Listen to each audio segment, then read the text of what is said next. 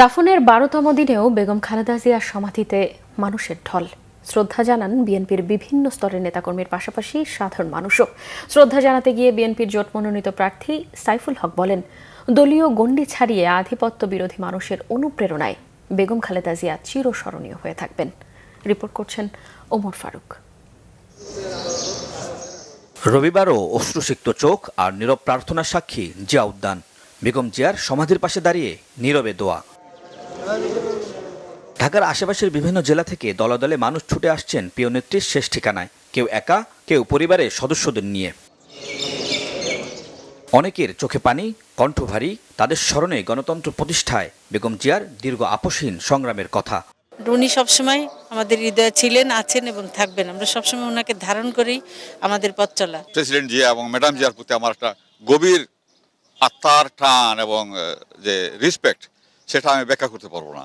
সেজন্য আমার ইংল্যান্ড থেকে আসা ওনাকে শ্রদ্ধা জানাতে। বেগম জিয়ার আজকে এই কবরস্থানে সমাধিতে মানুষে দল মত নির্বিশেষে দোয়া করার জন্য ছুটে আসছেন দূর দূরান্ত থেকে। দুপুরের দিকে শ্রদ্ধা জানান টাঙ্গাইল জেলার মির্জাপুর উপজেলা বিএনপি নেতাকর্মীরা। বিএনপি মনোনীত টাঙ্গাইল ৭ আসনের প্রার্থী আবুল কালাম আজাদ সিদ্দিকী বলেন, খালেদা জিয়ার দেখানো পথেই গণতন্ত্র প্রতিষ্ঠায় কাজ করার প্রত্যয় তাদের। শ্রদ্ধা জানাতে এসে বিএনপি জোট মনোনীত ঢাকা ১২ আসনের প্রার্থী সাইফুল হক বলেন, কেবল বিএনপি নয়, আধিপত্য বিরোধী মানুষের কাছে অনুপ্রেরণা হয়ে থাকবেন খালেদা জিয়া। অপূরণীয় ক্ষতি হয়েছে, শুধু দলের নয়, দেশের অপূরণীয় ক্ষতি হয়েছে। আমরা আমাদের নেত্রী, আমাদের মা বেগম খালেদা জিয়ার জন্য দোয়া করব।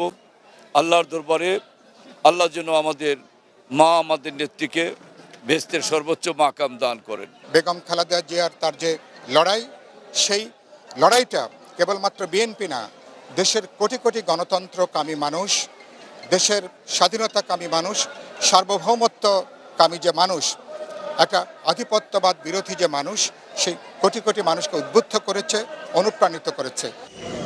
বেগম জিয়ার সমাধিতে শ্রদ্ধা জানাতে আসা মানুষের এই উপস্থিতি জানান দিচ্ছে তিনি ছিলেন বাংলাদেশের প্রশ্নে আপোষহীন নেত্রী।